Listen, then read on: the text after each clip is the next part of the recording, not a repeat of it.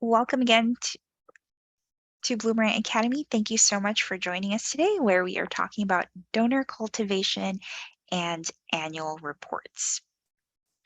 Before we start, I wanted to start by asking everyone a question. So I'm going to go ahead and launch a poll. Have you done an annual report before? Perhaps this is your first time, or it's your first time with this organization, or you've done annual reports before. Please let us know in the poll. Also, this is our agenda for today. Please let me know which parts of today's class you're most interested in learning about. So 2 questions on our poll. Have you done an annual report before? And what parts of today's class are you most interested in learning about? So we're going to start off with our strategy for annual reports, and this really talks about how an annual report can be used as part of your donor cultivation efforts. After that, we're going to move into real world examples. So we're going to highlight different ways of structuring your donor listing in your annual report. Now, I'm going to show you some actual samples that we've seen and what stands out to me in those samples. We'll also take a look at data preparation. So this is how do you clean up your data in Bloomerang in preparation for running your annual reports. So we're going to take a look at duplicates. We're going to take a look at households and the recognition name fields, how to handle anonymous donors, or maybe you're interested more on the data exporting side. So this talks more about building the reports and filters and columns in preparation for getting the data from Bloomerang. And at the very end, we'll talk a little bit about tracking the touch points. So sending out the annual report and tracking that interaction within Bloomerang.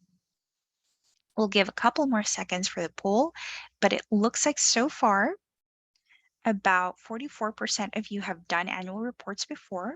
For 35% of you, this is your first time. And for 21%,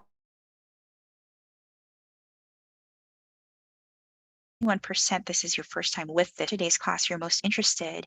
It looks like our top 3 are leading topics. So strategy for annual reports, real world examples, as well as data preparation. We're going to touch on all of these, but seeing what the poll answers are, we'll spend a little bit more time on what's most important to you. Thank you for answering that poll. All right, so let's go ahead and jump in. So first, let's talk about strategy. If you're doing this for the first time, it looks like a couple of you are. I know there can be a lot of pressure around what to do, what's the right way to do this. I hope that you'll come out of this feeling a little bit more reassured that there isn't really one right way. There's a lot of ways to put together your annual report, and I think it's important to take a look at first the amount of time that you have for this project and what your goals are for your annual report. And there's always a balancing act there. You can also take a look at what has the organization done in the past and what results have we gotten from the annual report in the past. Did we get more engagement from constituents? Did we get more donors? Did we get more inquiries about our other programs? What are your goals and how has that been achieved in the past? Now, why would you spend, and I think it's also good to answer, why would you spend time making an annual report? You have to be really clear on that before you start, because that will drive your decisions on what to include. So you can think about, is this a thank you or a touch point? Are you sending out hard copies or not? If yes, who's getting a hard copy and who's not? Is everyone getting one? Or if including a list of donors is meant to satisfy a "that's me" reaction, then it's easy for the donor to is it easy for the donor to find themselves in the list? Will the name they see match what they think their name is or should be on your list? Are you rewarding or encouraging certain kinds of donors? There's no way we can do walkthroughs for each of these today, but we'll take a look at some inspiration. So there's some various goals that you can think of when you're building your annual report.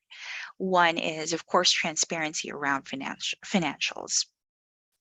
So this is the place in your annual report where you have information for donors to see your revenue and expenses and Apart from just being a readout of your financials, this goes a lot toward trust building with your organization. If you're transparent about your financials, the donors know where their dollars are going toward. It goes a lot toward building that trust. Now, this is likely going to come from your finance team or your accountants, as opposed to your donor CRM, because they'll have a more complete picture, especially with the expenses. This way, it also aligns with your 990, and you don't have to spend so much time and energy trying to rebuild those reports within your CRM because you don't have all of the information. Another goal that you can take a look at is transparency and excitement around community impact.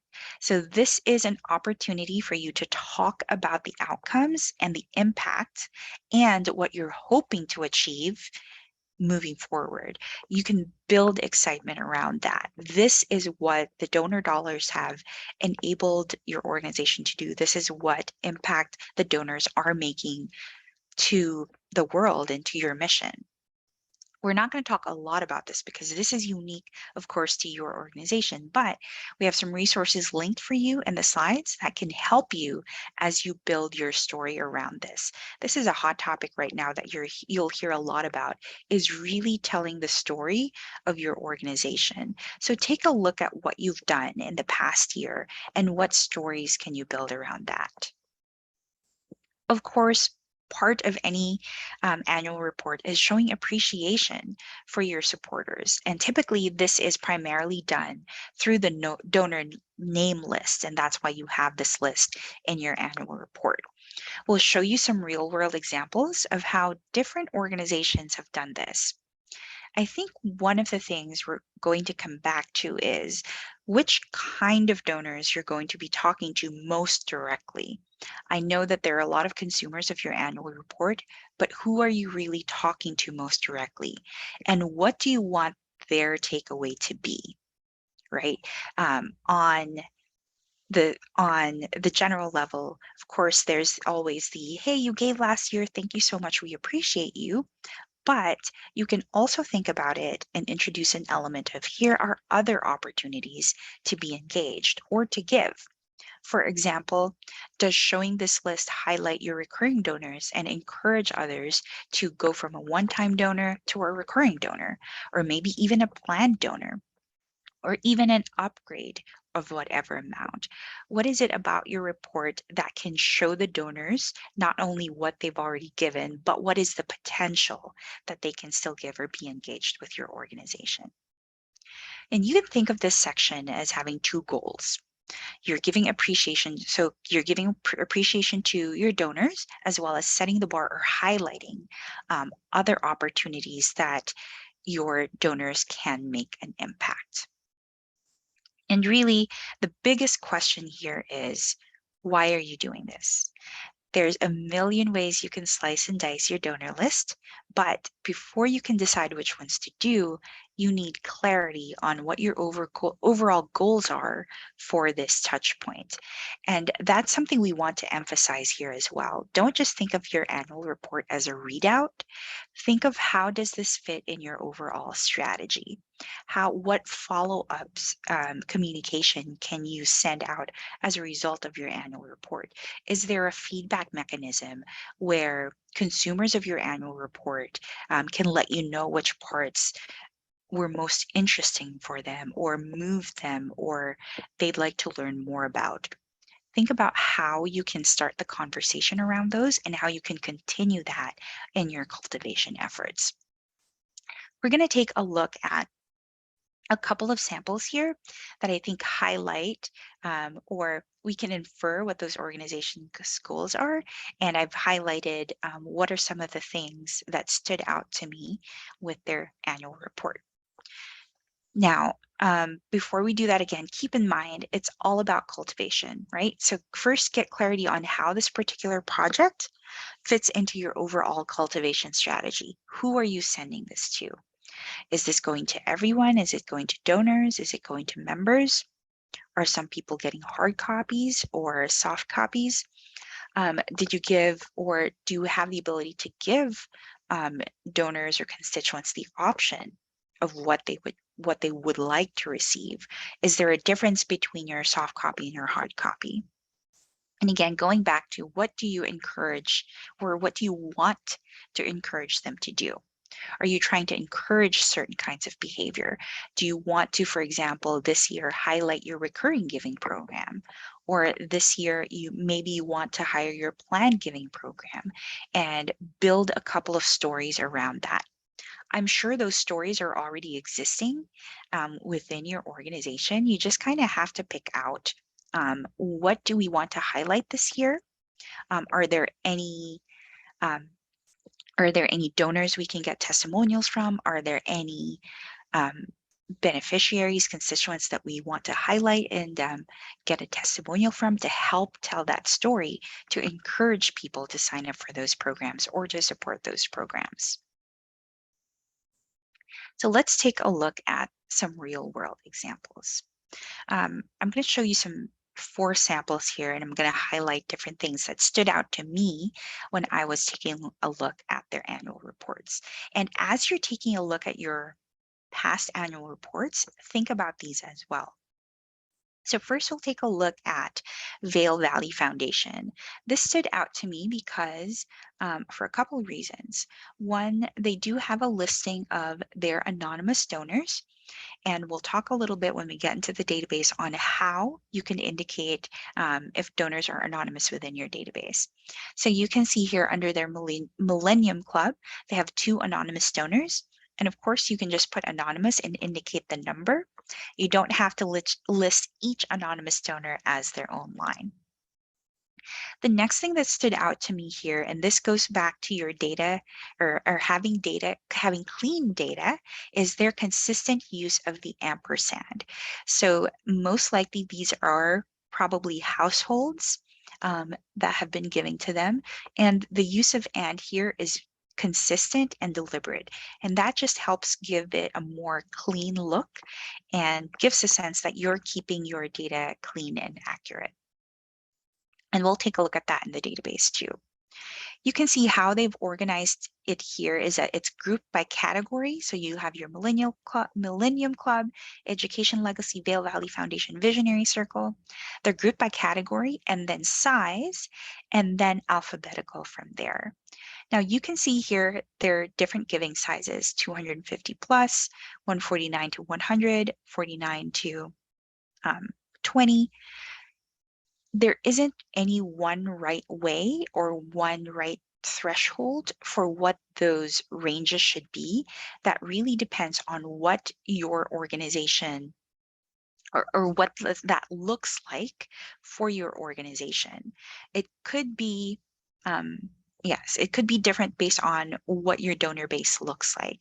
And we have a great question here from Amy. How important is it to include the donation amounts? They've never done an annual report before.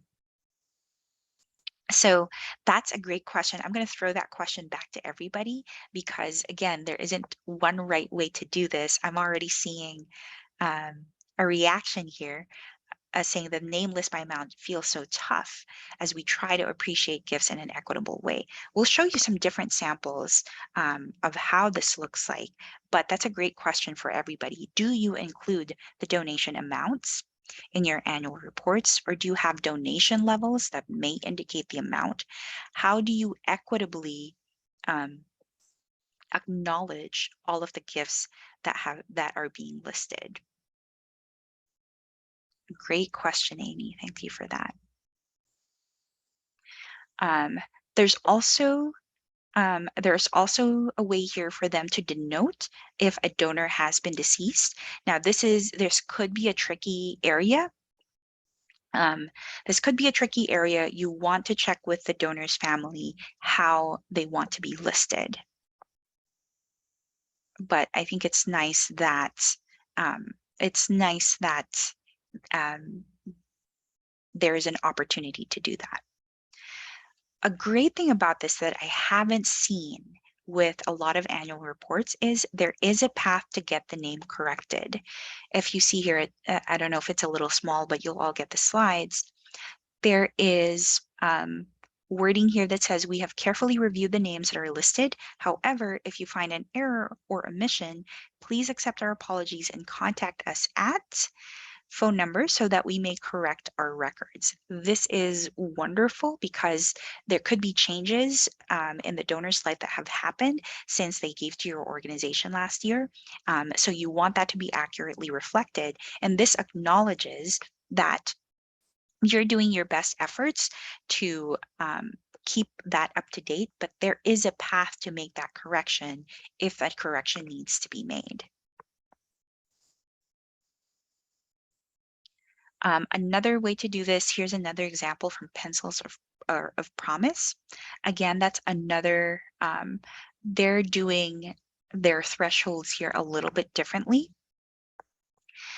So again, decide where you want to draw your cutoff lines if you want to list the amounts based on what your donor base is like. An interesting thing about this is they also have the option to have this be delivered online from their donors. Here's an example from Boys and Girls Club of Cleveland. What made this stand out to me is this is one of those examples where they don't list the donor amount. So they have just an alphabetized listing broken up with impact moments. I love this. This goes back to to storytelling and bringing it back to what impact is the donor making. We have here, for example, a quote saying, "I was fortunate to be able to experience firsthand the impact Boys and Girls Clubs can have on someone's life." And they even have on another page where they start with a story. I kind of cut it off here at the top, but you can see where they have a longer story here and then a donor listing related to that story. So I could see this working well if donors are giving to a particular fund, for example, that is supporting this program, then you can tell a story around that. And instead of listing the amounts, you can just list the name along with the impact. So if this were a particular giving program that they have, instead of listing the amount, they have ensuring success for generations to come and listing each of the members.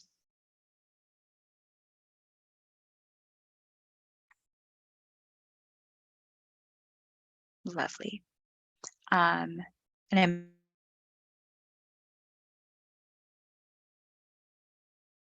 seeing some comments coming in here as well.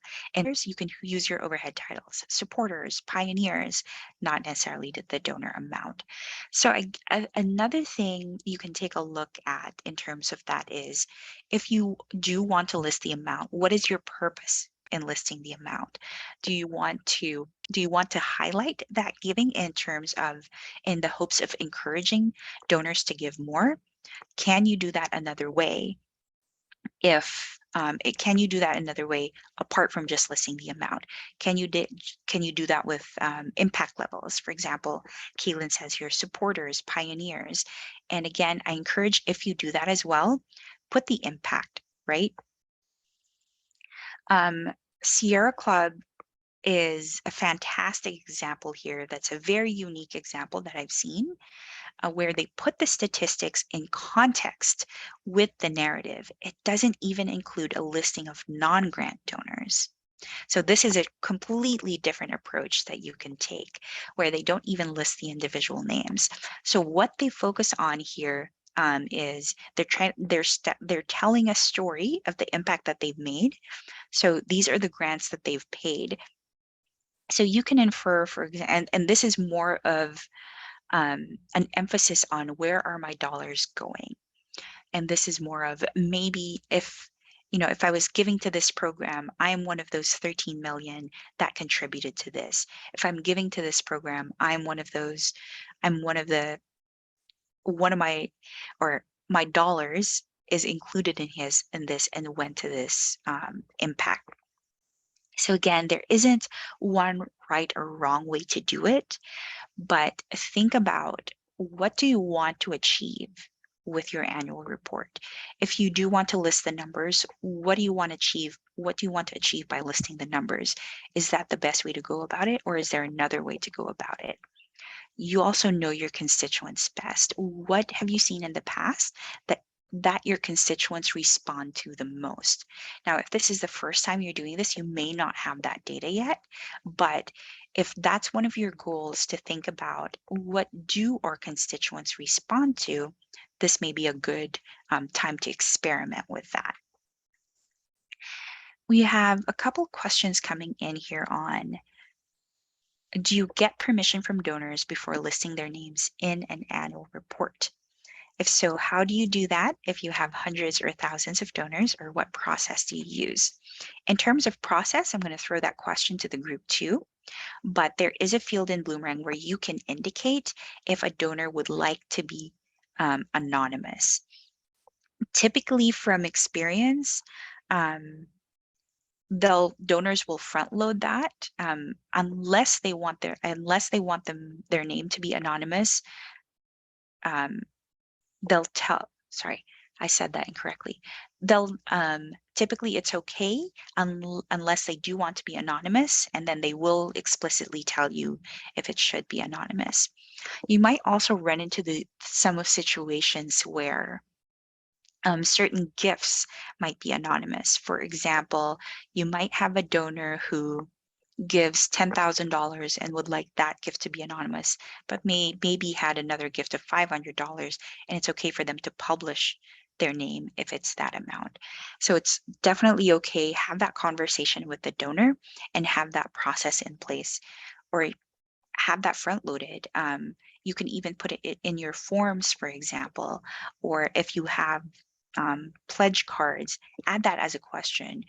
How would you like to be recognized? And let them know that anonymous is an option that's available for them. Great question.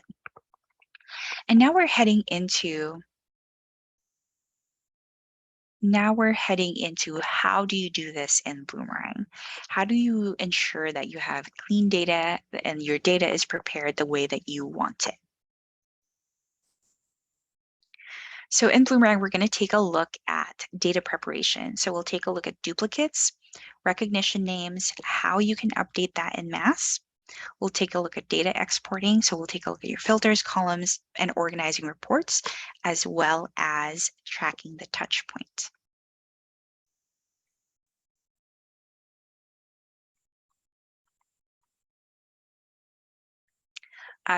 Great suggestion here. Another way to check donor names is to send a printer's proof. This allows for those not listed to make a gift if they'd like, or for donors to verify the spelling of names. That's a great suggestion. Thank you so much. Is it Kaylee or Callie? I hope I got one of those pronunciations correct.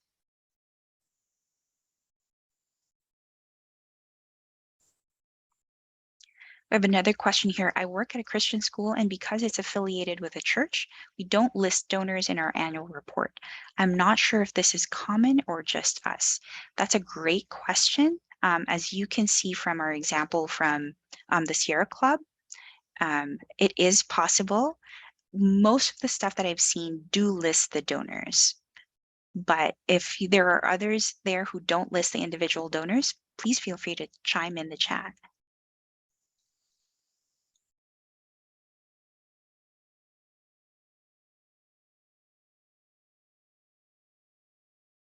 Great. All right, let's jump right in. I know there's a follow-up question on anonymous. We'll tackle that when we get into the database. All right, so let's jump in.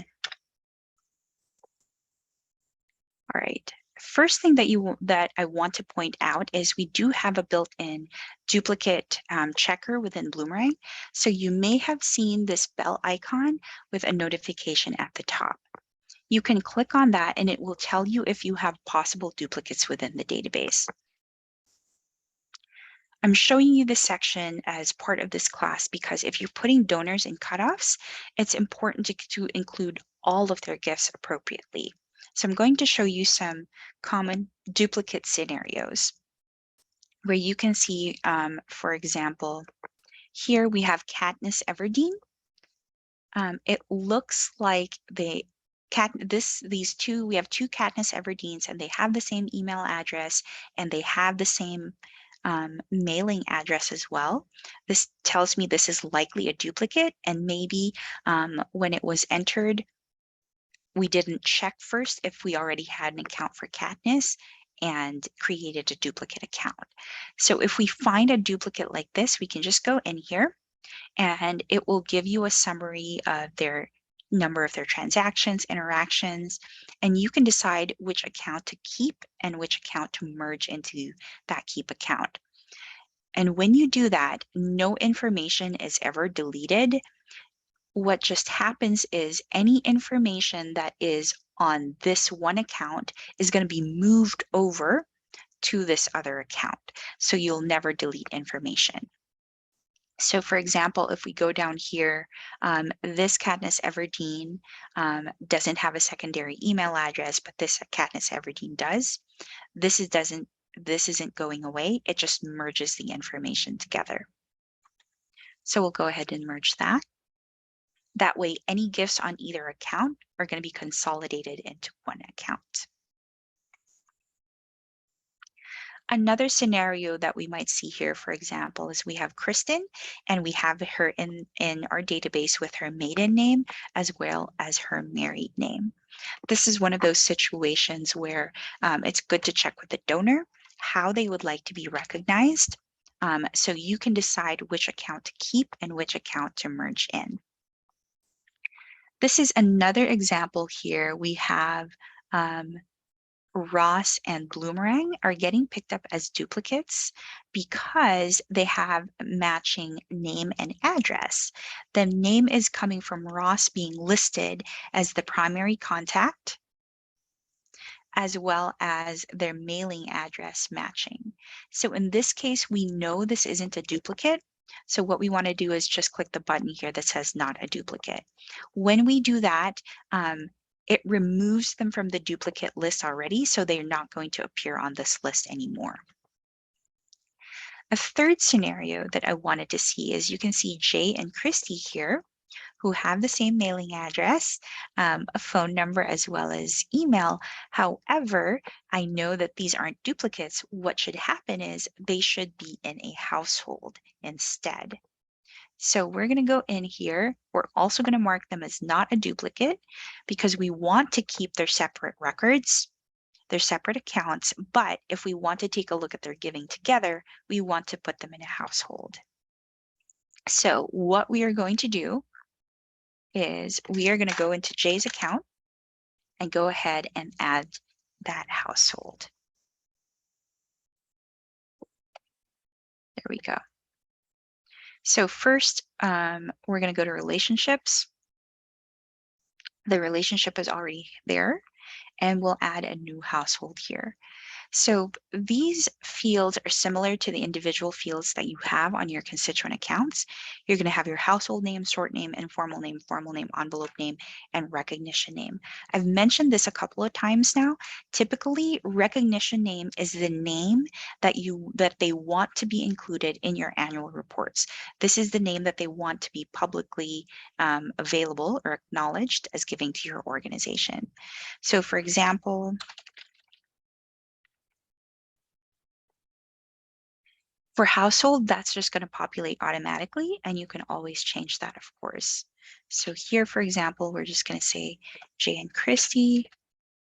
We'll say Jay and Christy Love.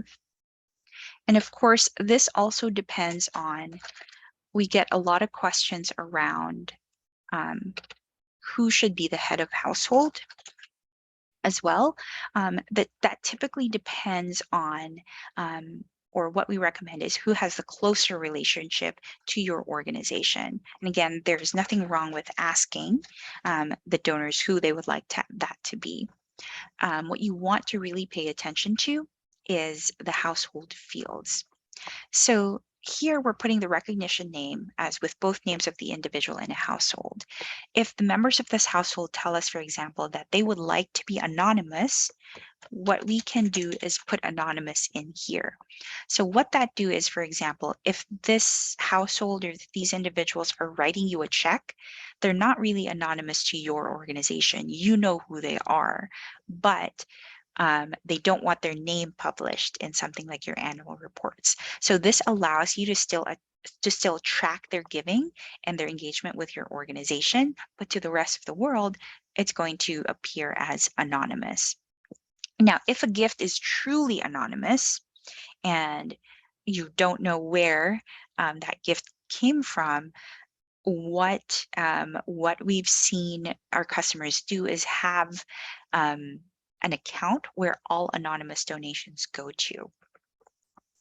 So that's an option you can do as well. But in most cases, the donors are not anonymous to your organization, especially if they're writing you a check or making an online donation, but they want to appear anonymous everywhere else. This is what you can do. We're doing this here in a household, but you can do this on an individual account. You can do this on an organization account, on any account. For today, we are going to keep it as Jay and Christy. Now, we've created the household, but so far Jay is the only one that's in the household.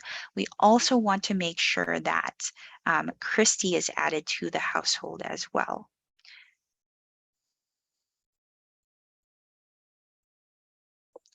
We have a quick question here. What is the advantage of changing the household name versus using the autofill? Great question. So the autofill just fills out, for households at least, it just fills out based on what you first entered. So I first entered there love, comma, Jay and Christy. It's going to copy that over to everything else. Well, that doesn't make sense for informal name because I'm not gonna write a letter to Jay and Christy saying, hi, love, comma, Jay and Christy. So you want to update that. And the reason we do that is when you're creating households, households aren't able to tell based on your first input what the first names are, what the last names are.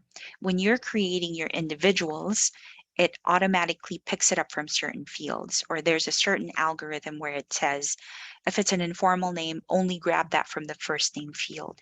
If you're filling in households, the system is not able to tell what's a first name, what's a last name, is and, or is it part of the name? Great question. So we'll go ahead and add Christy to the household as well.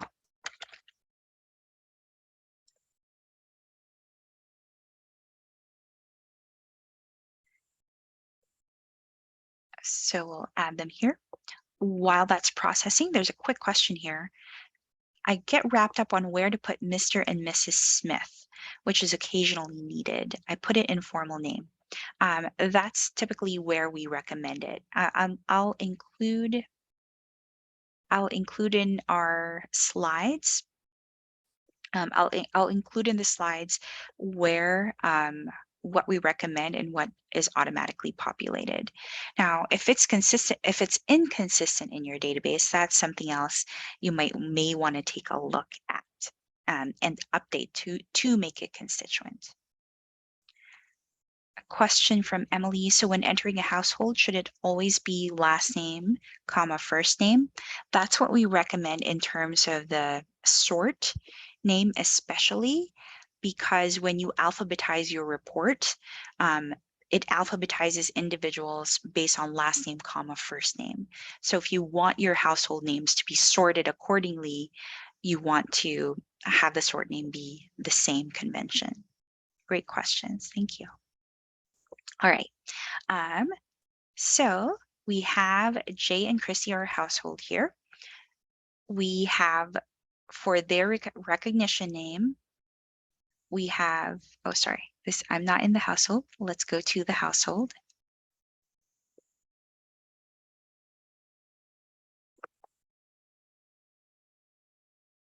It's being just a little bit slow this morning. There we go. So if we go to the households profile here, you can see where we've already filled in the recognition name. And that's what we recommend putting into your annual reports. And we'll see that here in a little bit. Now let's talk about going back to, let's go to an individual. Let's say Ross, because we've already visited his account today. And let's say Ross is a longtime supporter of our organization, or maybe even a first time, it doesn't matter. Ross is a supporter of our organization, and he has told us that he would like to remain anonymous. What we can do is go in here and just edit his recognition name to be anonymous and save that. That way, when we pull this in the report, we can still tell who he is and how he's giving, but when we run our reports, it's going to show him as anonymous. Now, this works for if Ross wants all of his gifts to be anonymous, it's always going to be anonymous. There are situations, for example, where a donor might ask for just a specific gift to be anonymous, but they give other gifts that aren't anonymous. That's pretty unlikely to be their intention, and you may need to work out a plan for whether you're going to offer that level of control to your donors.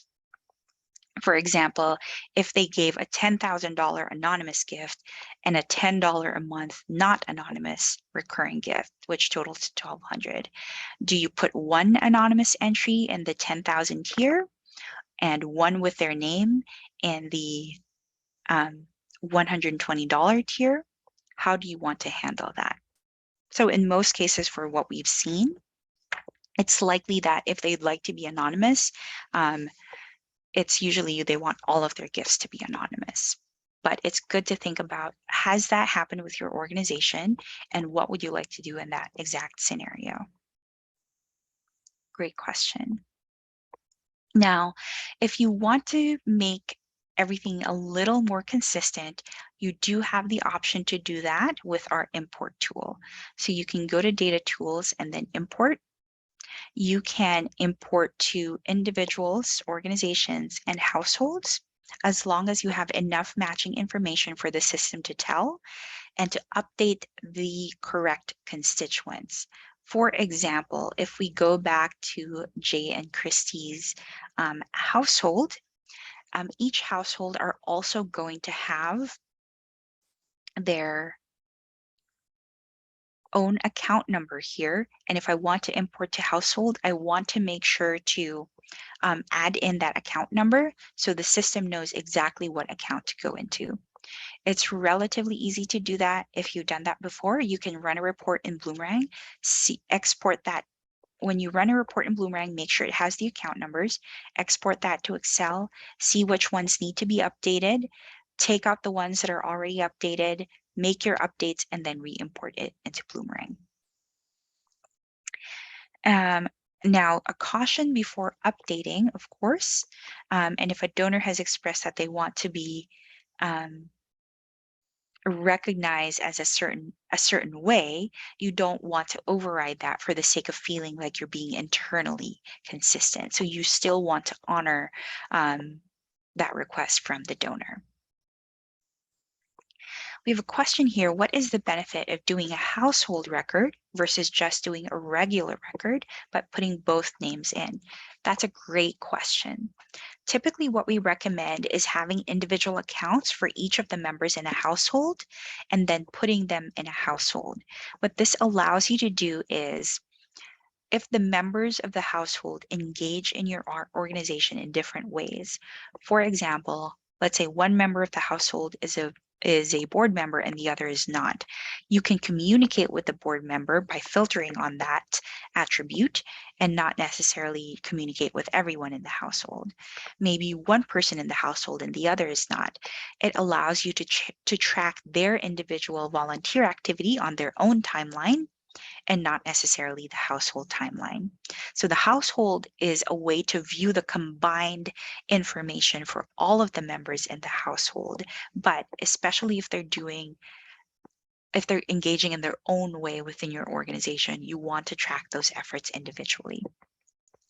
We have seen some very rare cases where they always give as one unit. You always communicate with them as one unit. We have seen customers do that where they just create that one account with both of the names in it. There isn't anything that will prevent you from doing that, of course, so that is an option for you. Great question. We have a question here is where, well, when there are 2 email addresses for one record, are mass emails sent to both email addresses or the primary one? That only goes to the primary one. I know we've had suggestions before of being able to send to all. If you'd like to support that suggestion or make a suggestion yourself, you can click on the question mark icon and go to the features portal. That way we can track how important this is for you. And when you do that, please give us as much detail as you can as to why that might be something that your organization would like to do. Thank you for those questions.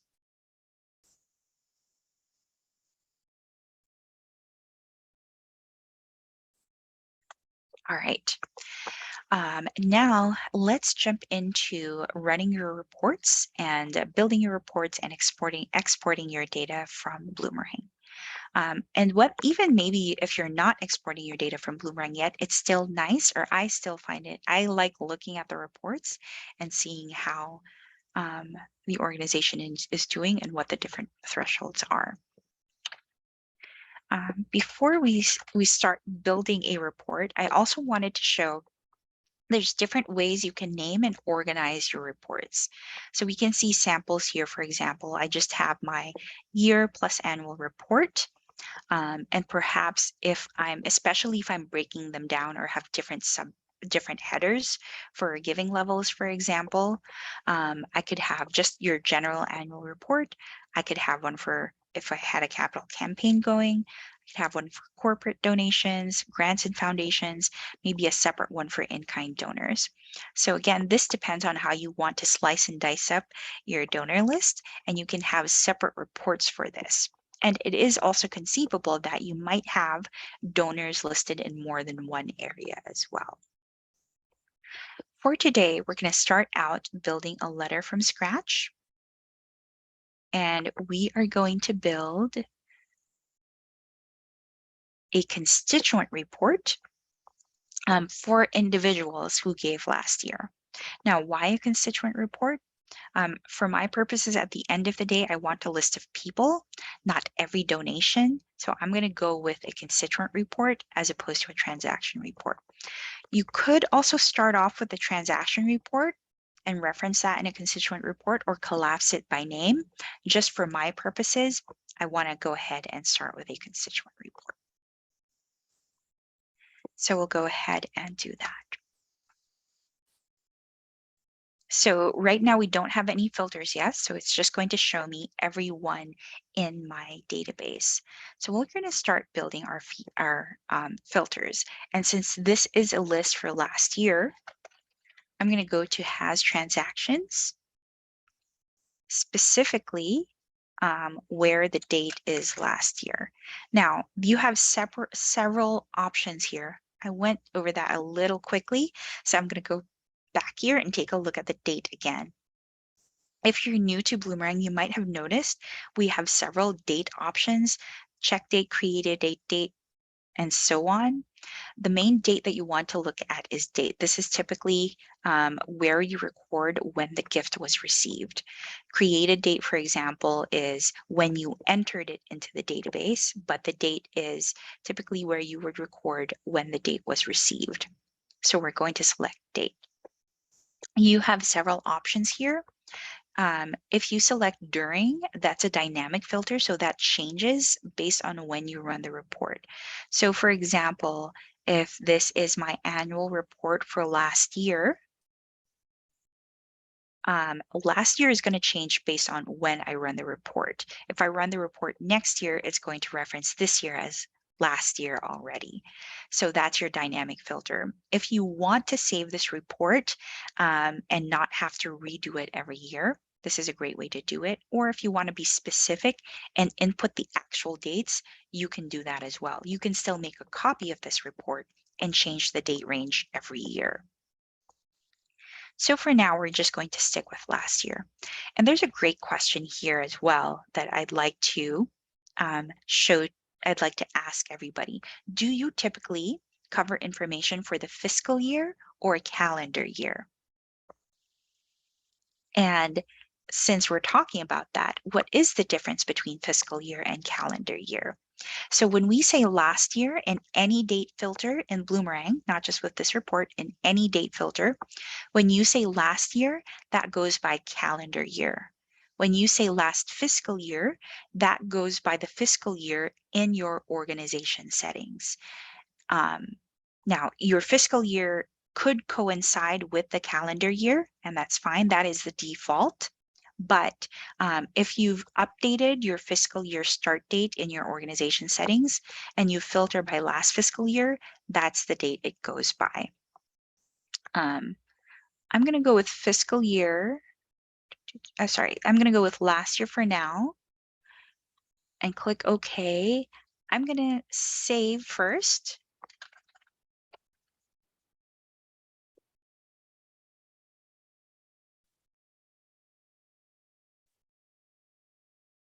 I'm going to save that. And then we'll quickly review if you haven't already done so and want to do it. If you need to update your fiscal year settings and you're an admin in the database, go to Settings, My Organization, and input your fiscal year in here. So whenever you change this, anytime you reference fiscal year in a report, it goes by this date. Also, if you go back to your dashboard and you have fiscal year here, that references the fiscal year in your organization settings as well. So you can do either, just make sure that it's correct in your organization settings. All right, let's go back to our report. So we have a report here. We're taking a look at calendar year, okay? I like doing the dynamic filter because it's nice, it automatics, and it makes it easier for you to open the report and use it again. The other thing I want to do is I want to only take a look at revenue type transactions. If you're new to pulling transaction data in Bloomerang, one of the first things you'll notice is that transaction reports include all transactions by default. So if we take a look at type here, and again, you'll see many different types. You just want the one that says type. These are the different transaction types that you can have in Bloomerang. Now, most of us have a mental picture of what we actually already want. For example, revenue transactions, that would be your donations, pledge payments, and recurring donation payments, or actual dollars received. Or maybe some of us want raised instead. So that's your donation, pledge, recurring donation. You never want to include, or you typically don't want to include, I never want to say never, you typically don't want to include pledge and pledge payment in the same report because pledge is the dollars committed, pledge payment is the dollars actually received. So if I made $1,000 pledge and have paid 500 toward it, if I include both, you're counting the 1,000 pledge plus the $500 payment. So you can decide which one you want to count. Soft credit is also another tricky thing. How are you using soft credits in your database? The most common use case we see for soft credits is maybe they're giving through something like United Way, or they're giving through a family foundation. The hard credit is being put on the entity that wrote you the check, but you still want to recognize the individuals that made up those donations and who the actual dollars came from. So in that case, do you want to include soft credit here, or do you want a separate list, for example, for your soft credits? Or again, how are you using your soft credits? Are you using soft credits, for example, if you have assigned solicitors within your database? So those are things you have to think about when you're thinking about what you want to include in your report. For today, I'm going to stick with my revenue type transactions. So that's my donation, pledge payment, and recurring donation payments. And then finally, I only want this particular list of mine is only for individuals. So I'm going to add constituent type and only include individuals to take out those organizations from my database. Now, we have the default columns over here. Some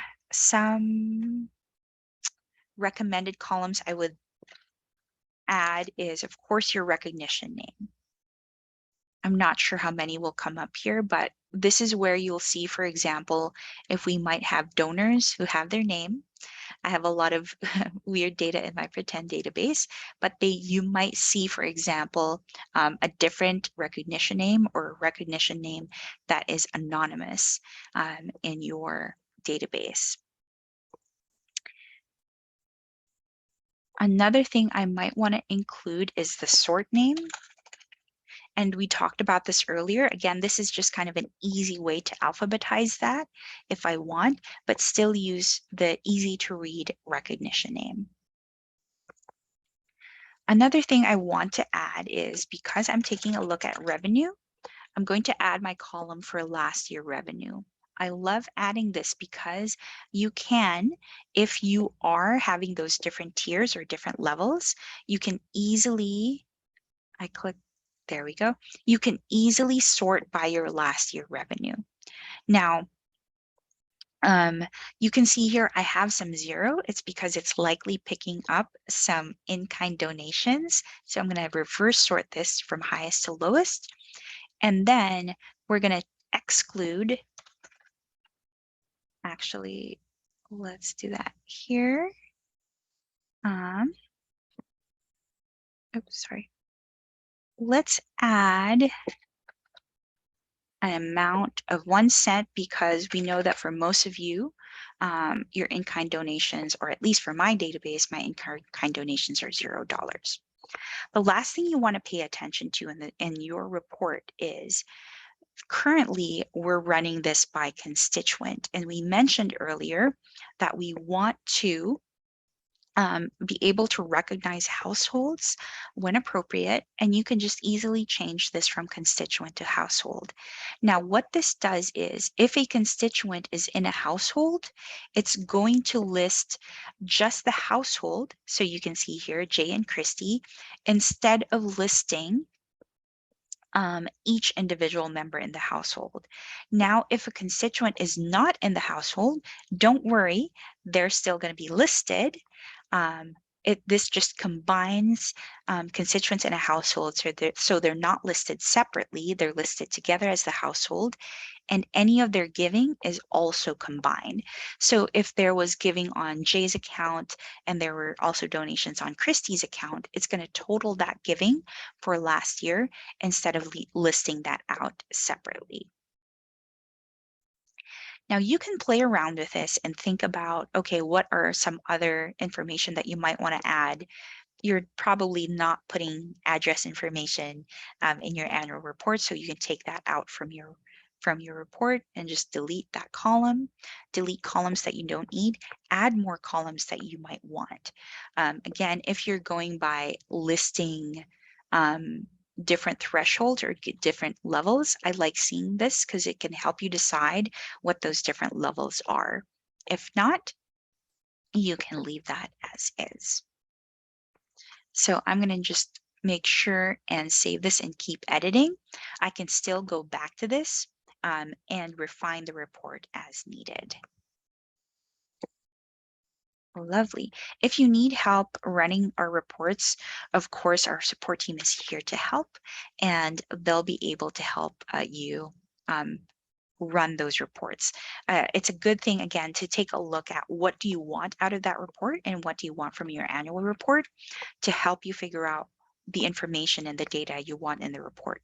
Or conversely, what data do you want to be looking at that will help you make those decisions around what your goals are and what you want to communicate in your annual report?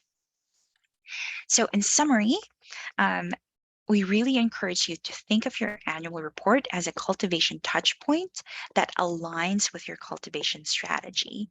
I know in the past, a lot of annual reports is a readout of these and a list of all the donors, but think about how you can take that further and include that in your cultivation effort. Of course, clean data is best. Use the recognition name as your source of truth for annual reports and tidy up any duplicates that you may have. You'll get that notification for duplicates as soon as a duplicate is detected. So you can fix that right away. So hopefully at the end of the year, when you're preparing your annual reports, you don't have a big list to go through. We also have another class coming up next week for clean up your fundraising or clean up your data to improve your fundraising. So if you want more cleanup tips, check out that class. And of course, reports are very flexible. So you can really customize and personalize that report based on what you need. So you can take a look at your reports, see what the data is telling you to help you make those decisions. And then once you have your goal, you can refine that report to see what information you need in your annual report. And of course, you want to track the information when you send the annual report. Remember, the whole point of the annual report is for you to strengthen your bond with your donors. Whether you're emailing it, mailing it, handing it off during a board meeting, track that touch point in your system. If you're sending the email from Bloomerang, it automatically does it for you. Or if you're mailing or generating the letter from Bloomerang, it automatically does that for you. But maybe if you're sending it through a printer because you have a little bit more formatting there, or they can mass produce multiple pages more easily, or if you're handing it in person, have that report ready. So you might have a report for this is who's receiving it by email, this is who's going to receive it by mail, or this is who's going to be handed to personally. Export that report from Bloomerang, and then put in your interaction fields for date, subject, purpose, channel, noting there that this is for the annual report, and import those interactions back into Bloomerang so you can track that touch point. We have a couple of resources for you here. You'll get a copy of the slides, and all of this will be linked in the slides. These are some of the things we talked about today. I include the filtering on cumulative giving or consecutive giving, how to update constituents via import, but also I think this is a great class to take a look at when you're putting together your development plan and how you can fit in your annual report into that. Also, if you like this class, we have a couple of article recommendations for you that you can take a look at. So 8 essential tips for nonprofit annual reports, donor-centered nonprofit annual reports. There's a webinar here for Don't Waste Your Nonprofit's Annual Report. There's a nice story here of what Warren Buffett can teach us about annual reports. This is a great story of Warren Buffett received an annual report by mail, and what happens after then, and what can you learn from this? And before we go, I just kind of have a last poll for everyone as well. If you'd like more information about any additional services, for example, NCOA, we didn't talk about NCOA today, but we talk about that a lot when it comes to clean data. If you haven't turned that on in your database yet, if you have a standard license in Bloomerang, that is free, but you do need to turn it on. Or perhaps you're interested in phone support or personal coaching sessions, let us know. I'm going to briefly, since we talked about it, briefly show you if you have a standard license in Bloomerang or True Givers Plus or Grow Plus True Givers, you have the option to turn on NCOA processing. Again, that already comes with your Bloomerang subscription. If you haven't turned it on yet, it's going to say activate NCOA processing. So you can have updates to your addresses as often as nightly. So let us know if you want more information about that. We go into more detail on that in our data cleanup class as well. All right, and of course, if you have additional questions, please don't hesitate to reach out to our support team. They'll be more than happy to help you out setting up those reports, figuring out where to put or how to update your recognition names, and how to track the interactions in your database. I'm going to stick around to see if we have any last minute questions, but Thank you so much for joining me today. I hope this has given you some confidence and some things to think about when deciding how you're going to approach your annual report. Again, you're going to get a copy of these slides. So take a look at those real world examples that we showed, and maybe use that as a starting point of what aligns with your organization's goals that you can use as inspiration to build your own annual report. And with that, thank you again.